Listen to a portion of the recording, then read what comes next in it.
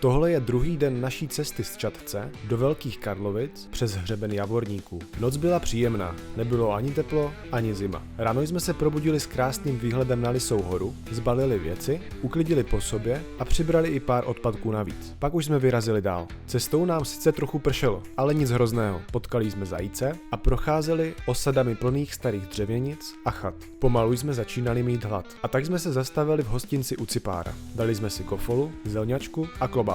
Po cestě jsme míjeli další hezké kapličky, dali si pár pohodových pauz a postupně se blížili k cíli. Po cestě narazíte taky na restauraci Melocík, kterou určitě můžeme doporučit. My už jsme ale byli najezení, takže jsme pokračovali dál. Další zastávku jsme si udělali na vrcholu Čerenka, úzky areálu Makov.